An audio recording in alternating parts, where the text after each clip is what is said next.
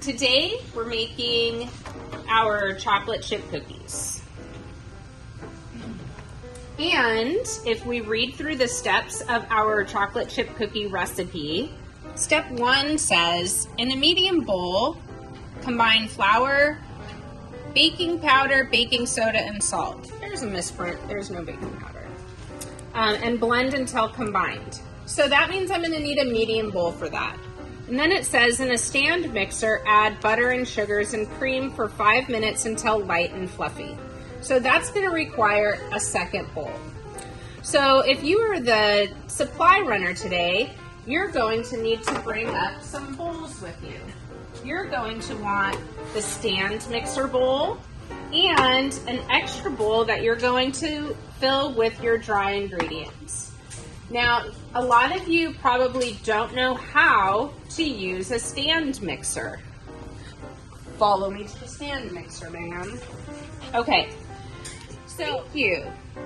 Your KitchenAid mixer has a tilt head like this. And there is a lockable mechanism on the side that locks it in place. So you'll want to unlock it, tilt the head up, and to get the bowl on and off. Righty-tighty, lefty-loosey. So if your bowl is on, we're going to take it off, lefty-loosey, lift it up and take it off. To put it on, you kind of wiggle it into place, righty-tighty. Okay? Same thing with your paddle attachment. Your paddle attachment has a little hole on the side. It has a little notch worked out.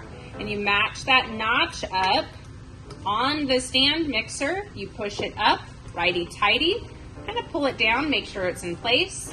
Later, you will clean your paddle attachment, push up, turn to the left, pull down. It will come off like that. Make sense? Okay, when we start our KitchenAid mixer, you are going to start on a slow speed and then bring up the speed so your stuff doesn't come out of the mixer. Make sense? Great. Okay, so to gather our ingredients today, we have, follow me back over here.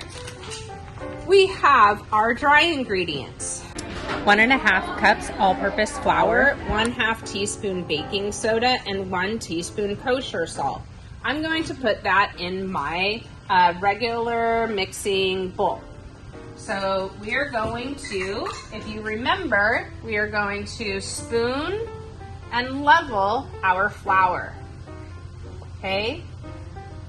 Spoon and level 1 cup and 1/2 cup. 1 1/2 cups flour. We have 1/2 teaspoon baking soda and 1 teaspoon salt. And then it says like mix to combine. So for this, your supply runners, you'll take this back to your kitchen. Chef, sous chef, you might want a whisk. Is really nice to incorporate all of those ingredients. Great. Supply runners, you're going to want to collect your butter and sugars into your stand mixer bowl. Now we need 1/4 cup sugar, 1/2 cup brown sugar, and 1/2 cup butter. So to measure brown sugar, remember that we need to pack our brown sugar into the cup, just like we learned last week. So when it comes out of the cup into your bowl, it's the shape of the cup. The white sugar, you just scoop and level, just like that. Then take one of your butters back to your kitchen, just like this.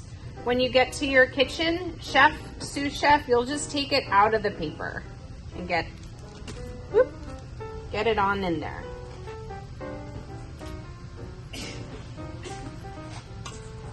So butters butter and sugars into the bowl. Then, as you come down the line, we also need to gather 2 eggs and our vanilla. So, we're going to gather our 2 eggs, and your vanilla comes in a cup like this, already pre-measured. It's 1 teaspoon. And we have 1 cup of chocolate chips in a container, which later today, when you finish your dough, you're gonna put the dough back into this container. Got it. Okay, so remember, righty-tighty, then lock it into place. Start on slow speed. And then cream your ingredients. Scrape the bowl after creaming your ingredients. Okay, crack your egg, 1 egg. Then, use your fingers to pull the egg in half with a bowl underneath it to catch all of the egg white. And you can just like go back and forth a couple times, trying to get most of the egg white into the cup and keeping the egg yolk. If your egg yolk falls into the cup like I just did, you can just kind of scoop it out either with the shell.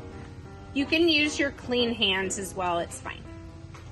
So, in my bowl I have 1 whole egg and an egg yolk. It doesn't have to be perfect because it's not meringues or anything like that. I will collect all your egg whites today. And now I add my egg yolk, and vanilla into my cookie dough. I cream again for like a few more minutes. Start slow, wait till your egg is incorporated, and then turn it up. After about 3 minutes, your dough will be lighter and fluffier. I'm going to add the dry ingredients. Okay. Then start on slow. You can give it a few seconds. And then mix the dry ingredients in least amount humanly possible so your dough remains nice and tender. From here, once it's incorporated, just sprinkle those chocolate chips in.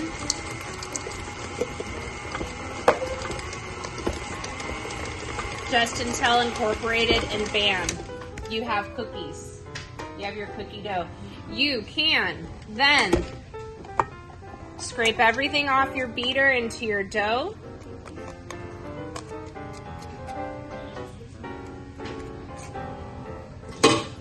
Give it one final go around.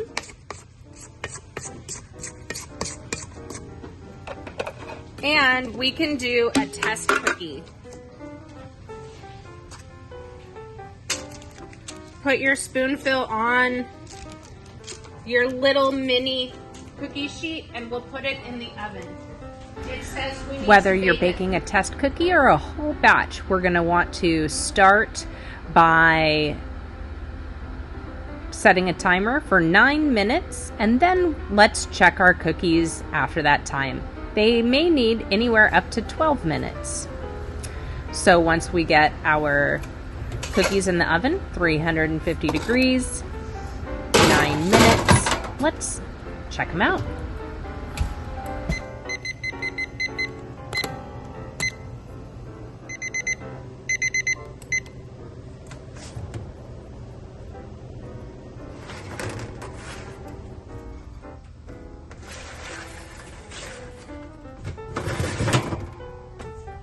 They need a couple more minutes.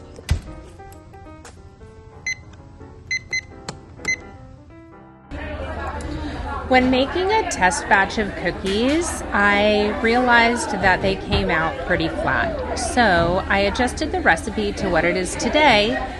And if you look, you can see the difference between the two batches. Super flat or plump, fluffy, and delicious.